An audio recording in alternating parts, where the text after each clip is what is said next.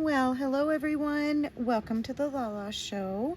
Today we are going to read The Gnome from Nome.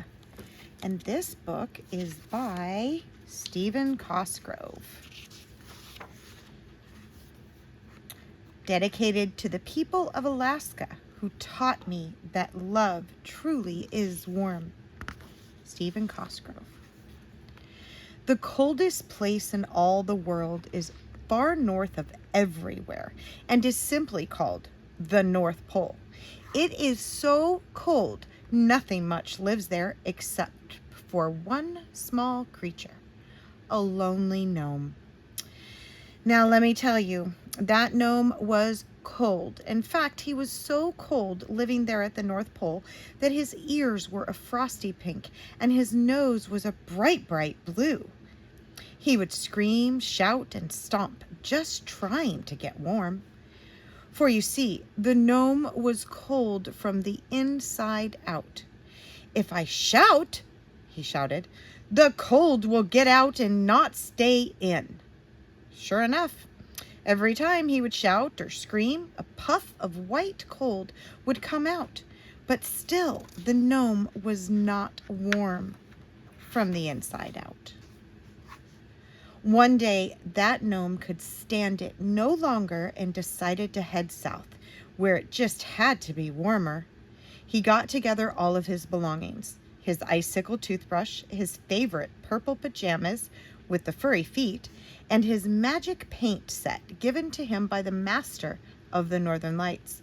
He packed them in his knapsack and set off for the south. He walked, shouted, skittered, and skated for days until he came to what is today called Alaska. Much to his dismay, he was just as cold there as he had been at the North Pole. "Darn!" he screamed. "I'm too tired to go on and I'm still freezing." Then the gnome spotted all the branches and sticks lying around. "Maybe," he thought loudly, if I light a fire, I can get warm." So he set about collecting wood and building the biggest bonfire you have ever seen. The gnome stood away from the fire and waited to get warm, but nothing happened. So he stood a little closer, and still nothing happened. Finally, he did what you are never supposed to do and stood so close to the fire that his beard began to smolder. "Oh no!" he shouted and jumped headfirst into a snowbank to put out his smoldering beard. That poor gnome felt so dejected, he just sat on a frosty log and began to cry large frozen tears. "Oh dear," he shouted, "there must be no way in the world for me to get warm from the inside out." As he sat there crying, a sea otter happened by, shaking and shivering and wearing a heavy plaid scarf. "Why are you crying?" shivered the otter. "Because I am so cold," shouted the gnome. "Then why are you shouting?" chattered the otter. "Because," yelled the gnome, "when I shout, it gets part of the cold from the inside out." The otter thought for a moment, then tilted his head back and shouted just as loud as he could. Sure enough, out came a puff of cold. Then, in cold silence, the two of them just sat there on the log, shivering, shaking, and shouting, and trying to figure out how to get warm from the inside out. "You know," yelled the otter, "in my travels, I've noticed that humans are never cold from the inside out. Maybe if we were around them, we could learn their secret." "We've got to get them to come to us," chattered the gnome. "I am so cold, I don't think I could walk another step." They sat and thought, and finally the gnome came up with a plan. "All humans like gold," he shouted. I'll use the magic paint given to me by the master of the Northern Lights and turn everything into gold. Then, when the humans come, we'll ask them for their secret in exchange for the gold." The gnome rummaged around in his knapsack until he found his magic can of golden paint. Then he and the otter began painting everything gold. When they were all done, they stood back and looked at what they had painted. "With all the gold around, those humans should tell us their secret," chattered the gnome. So he and the otter set out to tell the humans. The two of them climbed the highest mountain around. While the otter looked on, the gnome shouted at the top of his voice, "Gold! Gold! We've discovered gold!" I don't know if you've ever heard a gnome shout, but if you have, you'll know what I mean when I say his voice carried for miles and miles.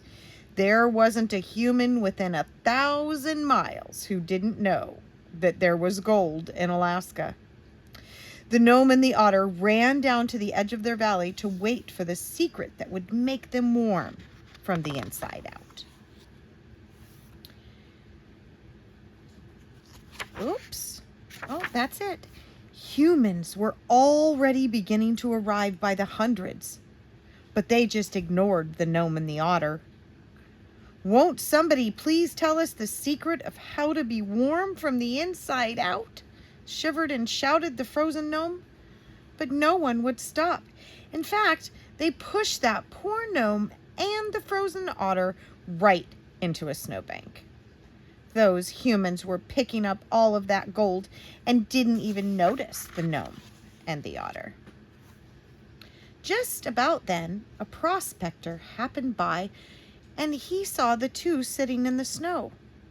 "Who are you?" asked the prospector, "and why are you not picking up any gold?"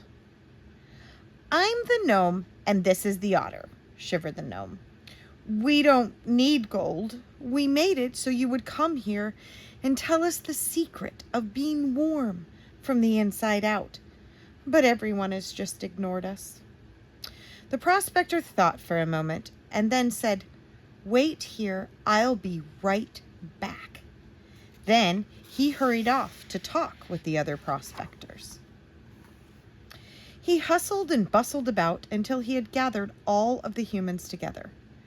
"Fellow prospectors," he began from the top of a stump, "we're getting rich picking up all of this gold. The only reason the gold is here is because of those two creatures sitting in the yonder snowbank. Now, we simply must come up with an answer to their problem."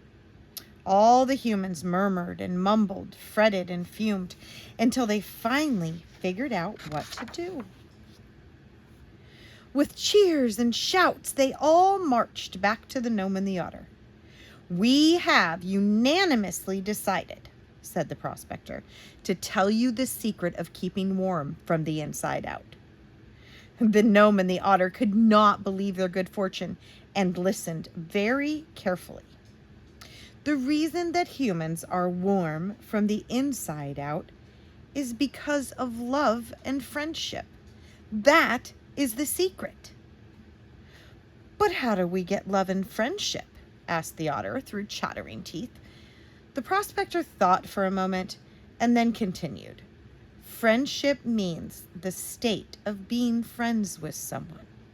Since you are in Alaska, you and the gnome already are in that state." The gnome and the otter looked at one another and realized that the prospector was right. They began to warm from the inside out. Then the gnome asked, "But what about love? Where do we find that?" "You have already shown love by bringing us this gift of gold," said the prospector. "We are your friends, and as a token of our appreciation and love, we hereby name this town in your honor." With that, two miners brought out a large sign which read, "Nome, Alaska. population too. The gnome and the otter were so elated that they didn't even mind that the miners had misspelled gnome. It's working, laughed the gnome. I'm beginning to feel all warm and toasty inside. Me too, said the otter. To think that all this time, this secret has been right under our noses, in our hearts. So the gnome from Nome and his newfound friend the sea otter returned to the North Pole. They lived there to this very day, wrapped up warmly in love and friendship, sipping tea and talking very softly. So, when you're cold from the inside out and don't know what to do, remember love and friendship, and warmth will come to you. The end.